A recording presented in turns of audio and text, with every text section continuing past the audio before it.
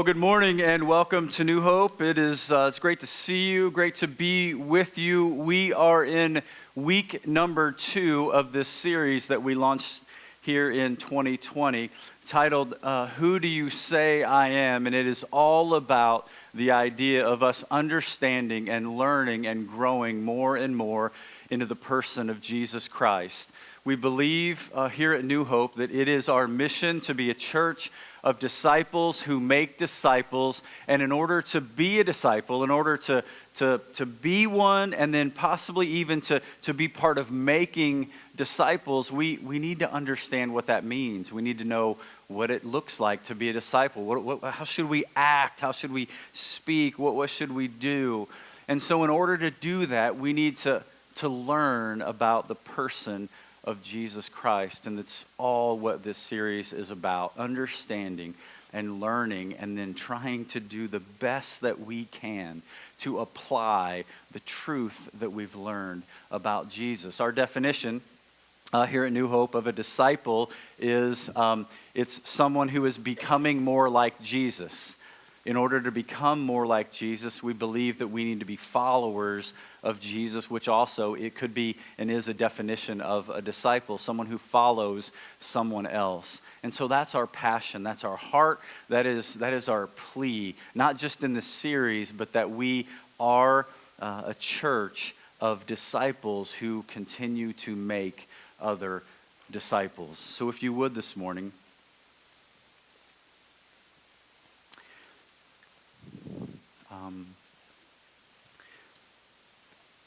help me just a little bit.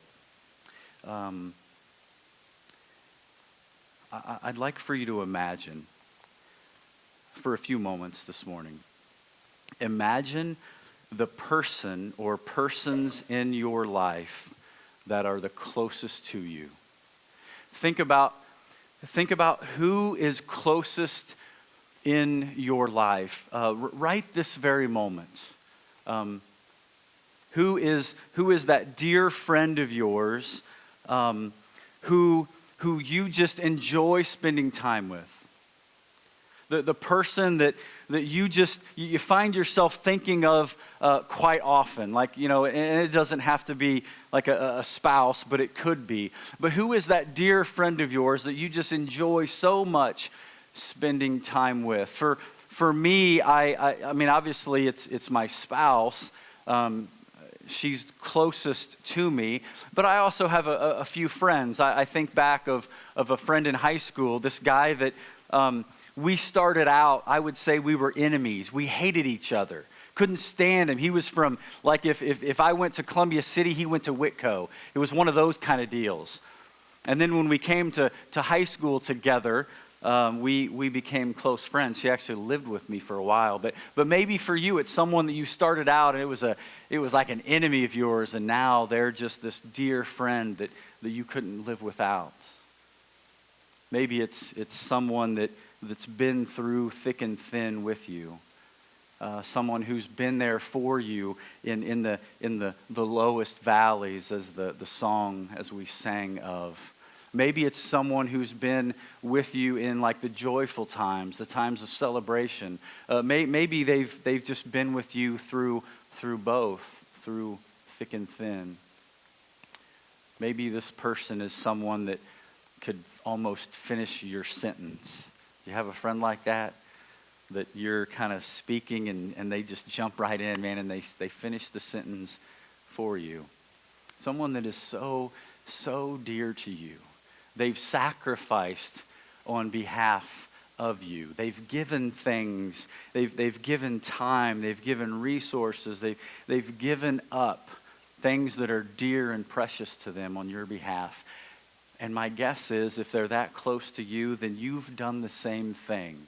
You've sacrificed for them. You've given even when it hurts. You've given on their behalf. Now let's go the next step. And let's say this dear friend of yours, this person that's so very close, person that finishes your sentence, person that's been there through thick and thin. Let's say they've wronged you. they've hurt you. Maybe we go as far as to say that they have betrayed you. Maybe they've spoken ill behind your back. And you would maybe describe that as, man, they stabbed me in the back.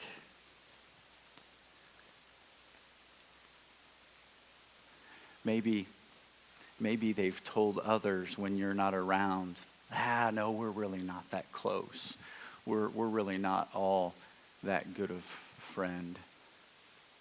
They've said negative things about you. Maybe they've not done something that you've hoped. Maybe they've not done what you've expected them to do. Or they've not, in some fashion, lived up to your expectations. But they've hurt you deeply. They've wounded you. You don't have a scar yet. You have an open wound because this person who you thought was so very dear and so very close to you has hurt you. And I know this morning that for some of you, maybe several of you, that this is real. Like just thinking of some of these thoughts and considering some of this, it either stirs up something in you. There's emotions that are kind of beginning to kind of just stir in you because it's like, I remember what happened. I remember what they did. Or maybe you remember what you have done, or what you did or what you didn't do, or quite possibly maybe you're in the midst of something right now. Maybe this isn't past. Maybe this didn't happen 2 years ago or 10 years ago, but maybe you're in the midst of this morning. So I'm sensitive of that. But it's important this morning. I think that we consider this because of where we're going, because of the teaching that we're engaged in. In Luke chapter 22, we find Jesus and his disciples spending time together. They had been journeying together. They had been living life together. These disciples had seen miracles in the presence of Jesus. They were his closest followers. I would say they were Jesus' closest friends. They were those that were there for him. They were there with him. What do we know about the disciples? Well, at one point, Jesus turns to one of his closest followers. One of his closest followers. Not just one of the 12, but one of Jesus' inner circle. You've maybe heard about Peter, James, and John. At one point, Jesus turns to Peter and he says, Peter, let me tell you something, Peter. Before the rooster crows in the morning, you will deny 3 times that you even know me. Now let me ask you a question.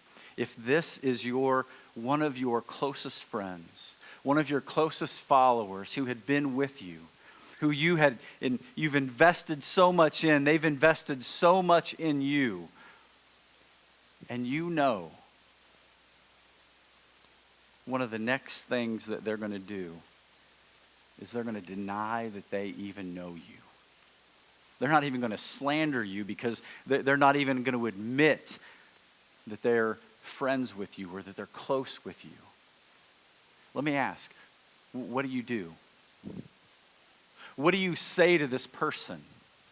Now, obviously, we don't have and it's probably not a luxury. It probably would be a curse if we would be able to know things like this. But let's just say for a moment you do. You know that he's going to betray you. You know he's going to deny that he ever knew you. What do? How do you treat this individual? How do you treat Peter if you're Jesus? How do you treat your friend if you're playing this out in your head and in your relationships?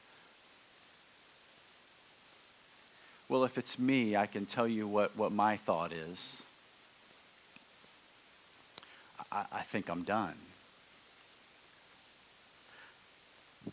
I think I'm going to quit this relationship. I don't need this, right? I've got enough stress in my life. My guess is you do as well. I don't need people around me who are going to treat me this way, who are going to deny me, who are going to wrong me, who are going to slander me, who are going to stab me in the back. I think I'm done. How about you? How do you behave? How do you treat this person? Well, here's what Jesus does.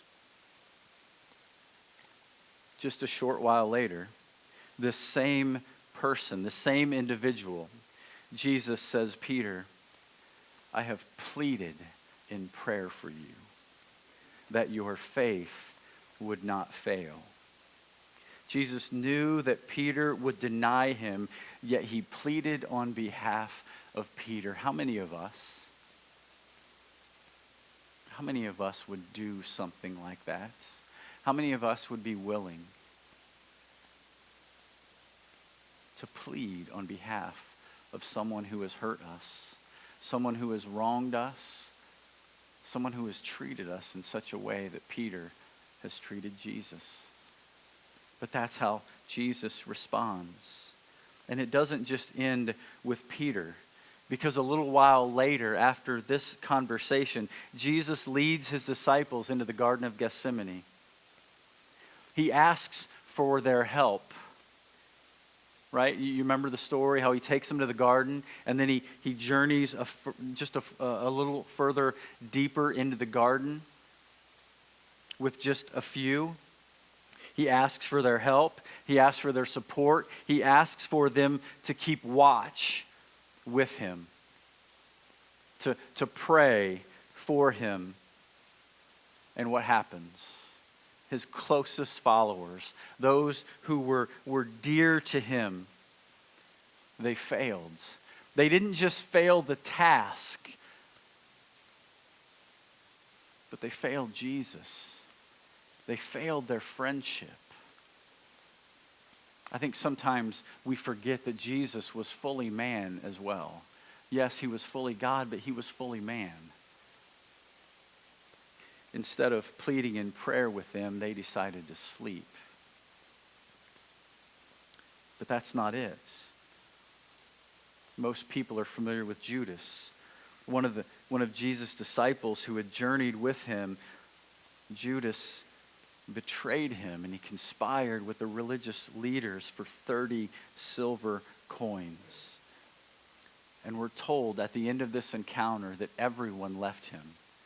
That when they're in the garden and Judas shows up and he shows the guards, hey, it's this person that who I kiss.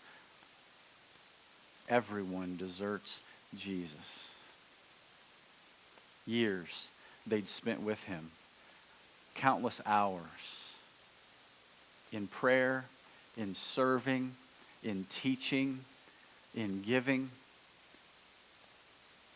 Everyone left him. These are his closest friends. These are his most ardent followers.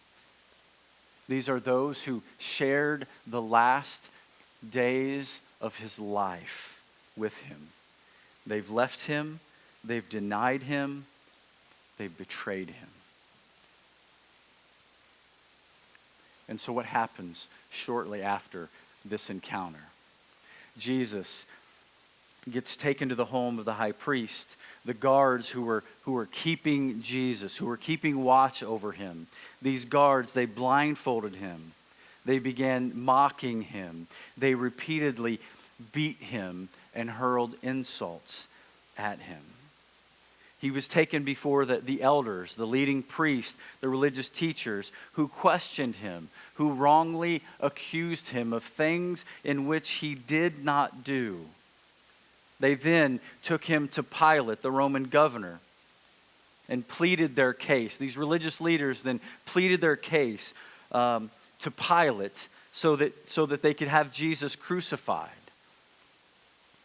Pilate, with the pressure of trying to appease the people, but understanding that Jesus was innocent, he then sends Jesus to Herod, because Jesus was a Galilean and he had jurisdiction over Galilee. Herod just wanted to see Jesus do miracles. Herod just wanted to be appeased by Jesus. He wanted to see him do miracles. And he eventually got bored because Jesus wouldn't comply. They mocked him. They put a royal robe on him and they sent him back to Pilate.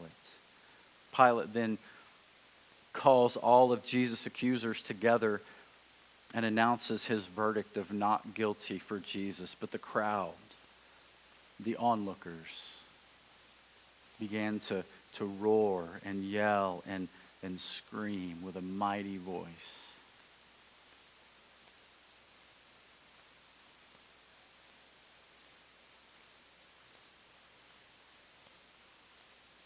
Crucify him.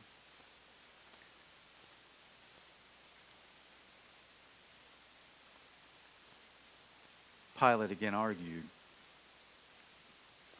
He argues with the crowd because he knows that Jesus is innocent. But the crowd gets bigger. The crowd becomes louder. And they continue to shout.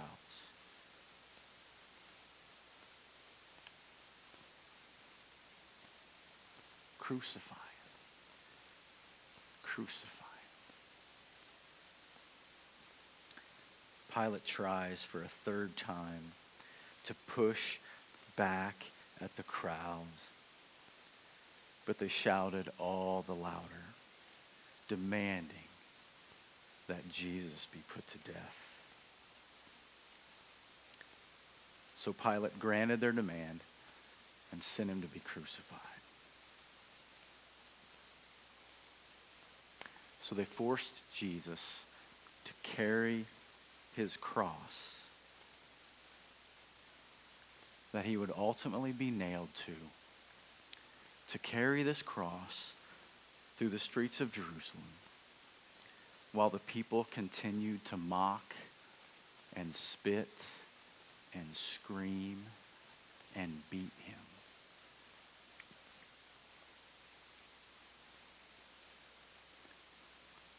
Until they came to a place called the Skull. They nailed him to the cross between two criminals.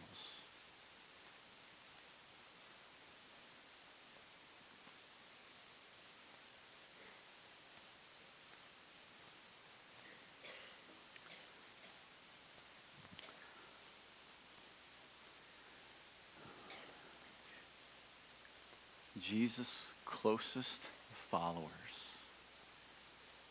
betrayed him.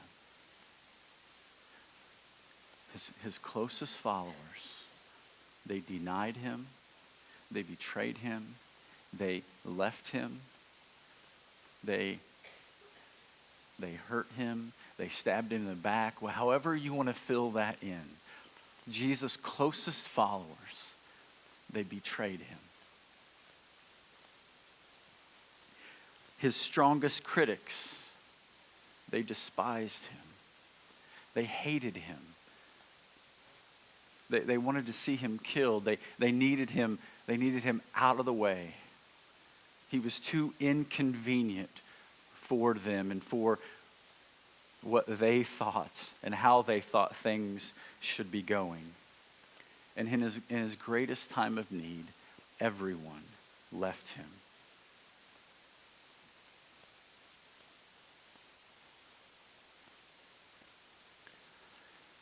So with all of that,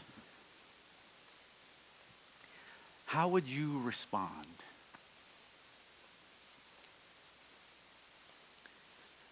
If your closest followers betray you and do all of those things, those who are your closest friends, that's how they treat you, how would you respond? If your strongest enemies wrongly accuse you, sentence you to death, nail you to a cross that you didn't deserve, if everyone has left you, how do you respond? My guess is you've probably not been in this situation, but my guess is you've been in some type of situation where someone has wronged you, someone has hurt you, whether you've deserved it or whether you haven't. In this case, Jesus didn't deserve it. How does Jesus respond?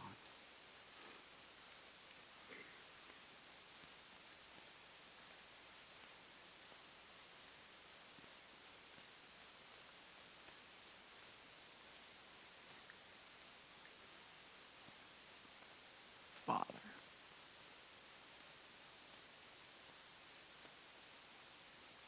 forgive them.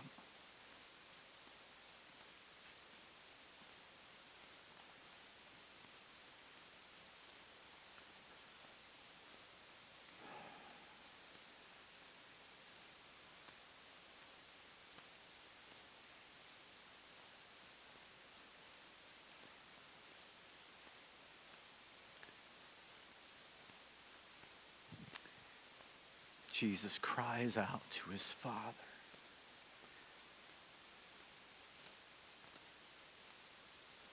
That he would forgive those who have treated him in that fashion.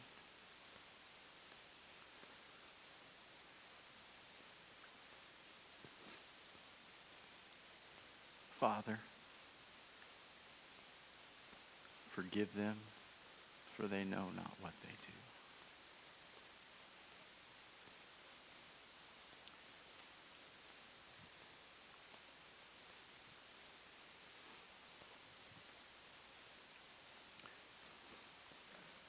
And our challenge this morning is twofold.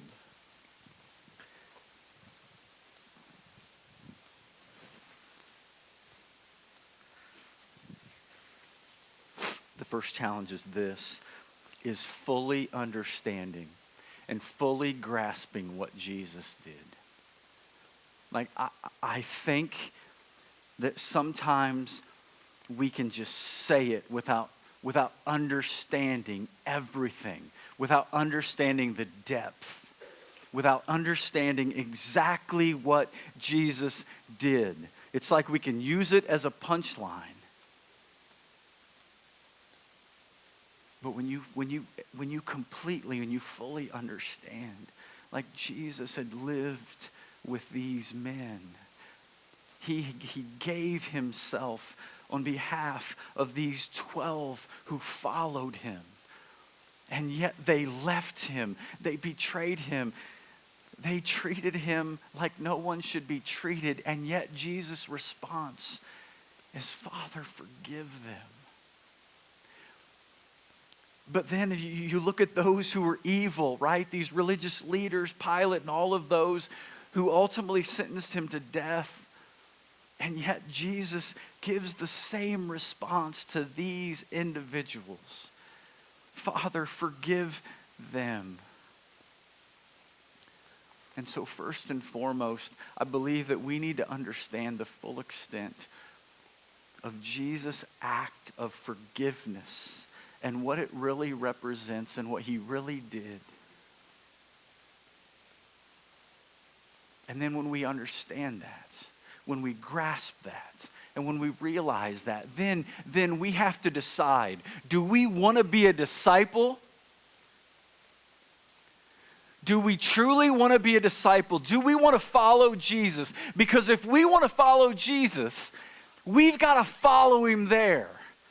We have to follow him to the cross.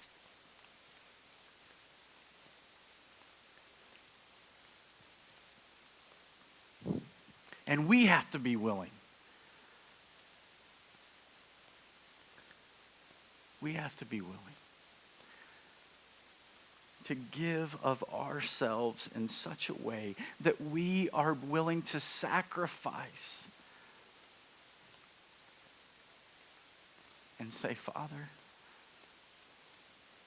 would you forgive those who have hurt me? Would you forgive those who have wronged me? Would you forgive those who have stabbed me in the back, who have betrayed me, who haven't been there when I wanted them to be there?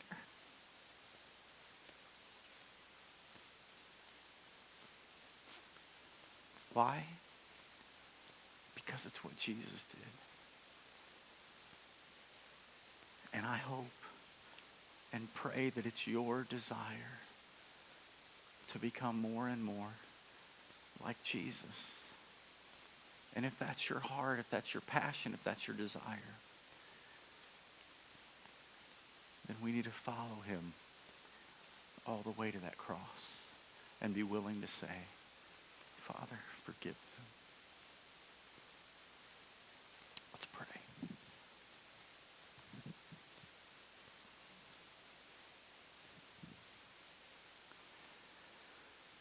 Heavenly Father, I believe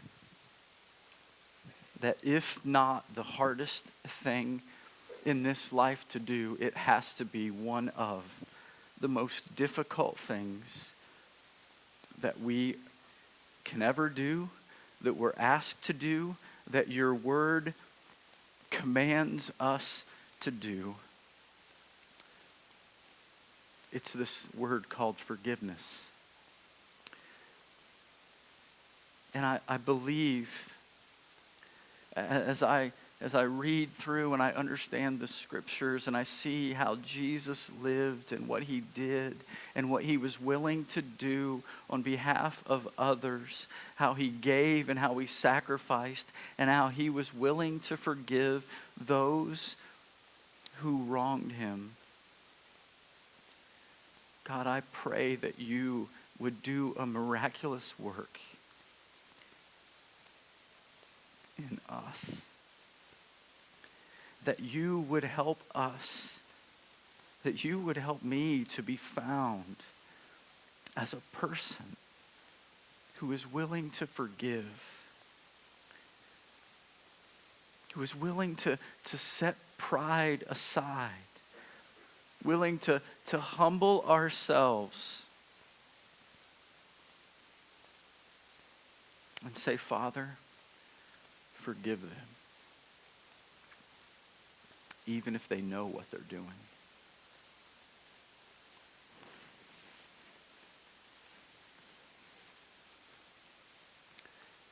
We can't do it on our own. We need your help. We need your Holy Spirit's power living in us to make it possible. In Jesus' name, amen.